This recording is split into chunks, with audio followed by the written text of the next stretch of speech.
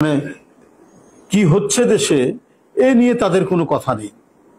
তারা ভারতে যাবে, কি করবে, আবার যে কত গোপন চুক্তি করবে, এটা নিয়েই বোধহয় সলা পরামর্শ করছেন প্রতি বছর।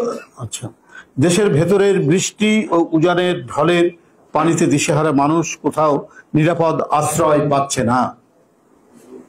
ঘরের ভেতর উঁচু মাচা করার পরেও টিকতে পারছে না। এদিকে উত্তর পূর্বাঞ্চলের রংপুর ও ময়মনসিংহ বিভাগের অবস্থাও মারাত্মক সঙ্গীন।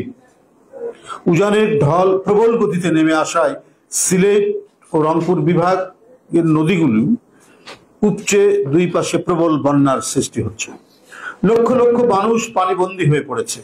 সরকারের ভুল নীতির খেসারত দিতে হচ্ছে বা গণবিরোধী নীতির খেসারত দিতে হচ্ছে আজ বন্যা উপদ্রুত মানুষদের। বিশেষজ্ঞদের অভিমত, সিলেটের হাওর উন্নয়নের নামে চলছে অপরিকল্পিত কর্মকাণ্ড।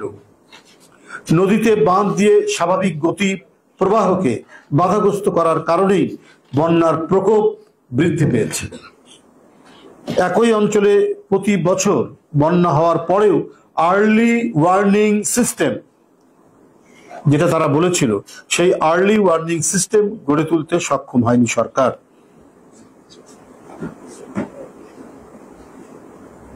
মানুষকে সীমাহীন দুর্ভোগের মধ্যে ঠেলে দেওয়া যে সরকারের কর্মসূচি, সে সরকারের দ্বারা একটি জাতির সর্বাঙ্গীন উন্নতি লাভ কখনোই সম্ভব নয়।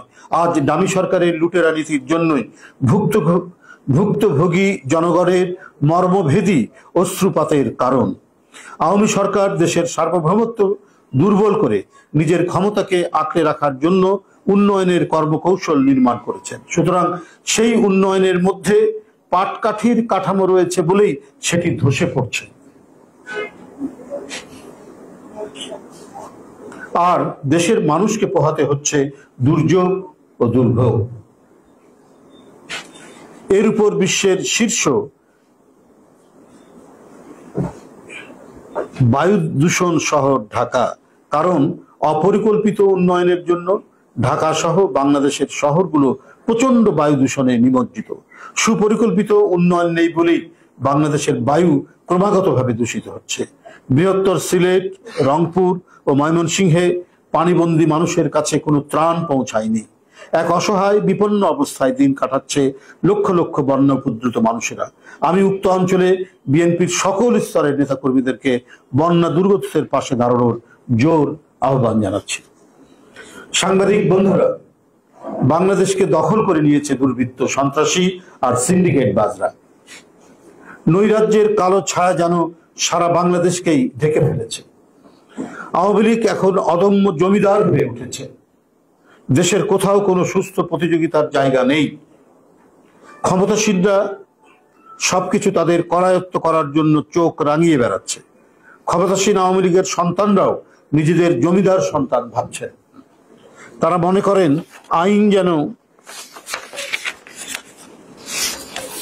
তাদের হাতের মুঠোয়। ঈদের দিন রাতে বগুড়ায় আওয়ামী লীগ নেতার প্রবাসী মেয়ের গাড়ির সাথে একটি বাইকের ধাক্কা লাগায় দুইজন বাইক আরোহীকে বাসা থেকে ডেকে নিয়ে এসে আওয়ামী লীগ নেতার লোকজনেরা কুপিয়ে ও গুলি করে হত্যা করে। ঈদের আনন্দ উৎসবকেও বাকশালীকরণ করা হয়েছে। ঈদের দিন মানুষ হত্যার উন্মোদনার মধ্যে দিয়েই আওয়ামী ক্যাডাররা উৎসব পালন করেছে। কোরবানির পশুর চামড়া এবার বিক্রি হয়নি। আড়তদার কোরবানির চামড়া ফিরিয়ে দিয়েছে।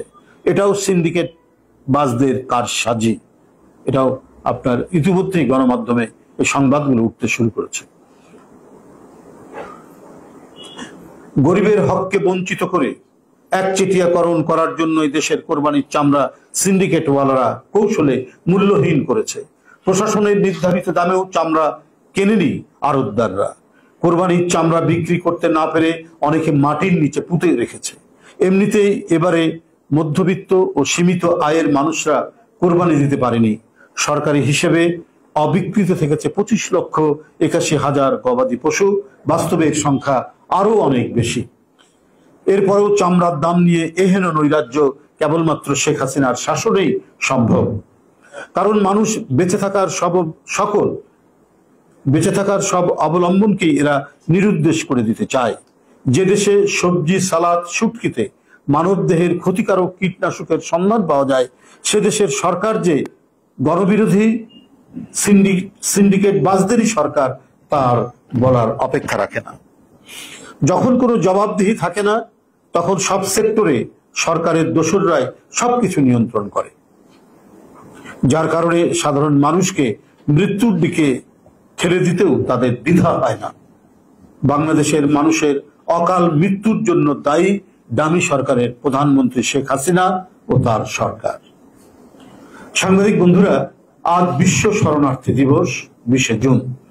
প্রতি বছর 20শে জুন এই আন্তর্জাতিক দিবসটি জাতিসংঘ কর্তৃক উদযাপিত হয়। এটা সারা বিশ্বের উদ্বাস্তুদের সম্মান করার জন্য এই দিবসটি পালন করা হয়। নিজ দেশের সংঘাত ও নিপীড়ন থেকে পালিয়ে আসে শুধুমাত্র অভয়ারণ্য খুঁজে পেতে এবং উন্নত জীবনযাপনের আশা। বাংলাদেশের প্রধান শরণার্থী সমস্যা রোহিঙ্গা। প্রায় 12 লক্ষ রোহিঙ্গা নিপীড়নের শিকার হয়ে মিয়ানমার থেকে বাংলাদেশে আশ্রয় নিয়েছে। রোহিঙ্গা ক্যাম্পে এখন মানবিক বিপর্যয় দেখা দিয়েছে। গতকালও পাহাড় ধসে রোহিঙ্গা ক্যাম্পে 11 জন মারা গেছেন। কিন্তু তাদের নতজানু সরকার তাদের নিজ দেশে ফেরাতে কার্যকর কোনো উদ্যোগ নিতে পারেনি। এদেরকে নাগরিক হিসেবে নিজ দেশে ফেরাতে মিয়ানমারকে রাজি করাতে ব্যর্থ হয়েছে সরকার। কিন্তু অতীতে শহীদ প্রেসিডেন্ট জিয়াউর রহমান ও বেগম খালেদা জিয়ার সরকারের আমলেও এমন ঘটনা ঘটেছিল। সে সময় সফল কূটনৈতিক তৎপরতায় তাদেরকে ফেরত পাঠাতে স্বাধীনতার ঘোষক শহীদ রাষ্ট্রপতি জিয়াউর রহমান এবং দেশনেত্রী বেগম খালেদা জিয়া সক্ষম হয়েছিলেন। বাংলাদেশের কোটি কোটি যুবক এখন বেকার। শুধুমাত্র ভিন্ন মতের কারণে অনেক তরুণ যুবক কর্মসংস্থানের সুযোগ না পেয়ে বাংলাদেশ ছেড়ে ভূমধ্য সাগর সহ বিভিন্ন সাগরে পাড়ি দিতে গিয়ে অনেকেই সলিল সমাধি হচ্ছে। বহু সংখ্যক বাংলাদেশিরা এখন নিজ দেশেই পরবাসী। একদলীয় শাসনে নিজ দেশেরই ভিন্ন ভিন্ন রাজনৈতিক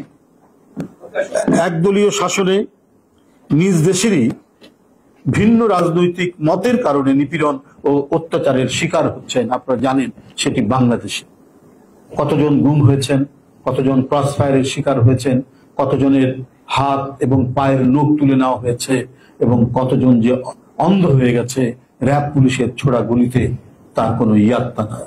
তার সংখ্যা বলা খুব মুশকিল। প্রতিদিনই এই সংখ্যা ক্রমাগত করে বাড়ছে এবং বাংলাদেশের এই দুর্বিনীত দুঃশাসনের কারণে অসংখ্য তরুণ যুবক তারা দেশ ছেড়ে পালিয়ে যাচ্ছে এবং কারো কারো সলিল সমাধি হচ্ছে ভূমধ্য সাগর, আরব সাগর, লোহিত সাগর অথবা আটলান্টিকে। বন্ধুরা আমার, বাংলাদেশের মানুষও বন্দী। বাংলাদেশের মানুষও অনেকটা শরণার্থীর মতো বিভিন্ন দেশে আশ্রয় লাভ করেছে শেখ হাসিনার দুঃশাসন এবং নিপীড়ন নির্যাতনের জন্য। এরা দেশ ছেড়ে বিভিন্ন উদ্বাস্তু জীবনযাপন করছে। হিংস্র কর্তৃত্ববাদী শাসনের কারণেই বহু দেশ থেকে অসংখ্য মানুষ অন্য দেশে শরণার্থী শিবিরে আশ্রয় নেয়। আমি সারা বিশ্বের শরণার্থীদের প্রত্যাশা ও উন্নত জীবনের আকাঙ্ক্ষার প্রতি সংহতি জানাচ্ছি এবং তারা যাতে নিজ দেশে শান্তিতে বসবাস করতে পারে এবং ফেরত যেতে পারে সেই কামনায় আপনাদের কাছে বিদায় নিচ্ছি। আপনাদের সকলকে ধন্যবাদ।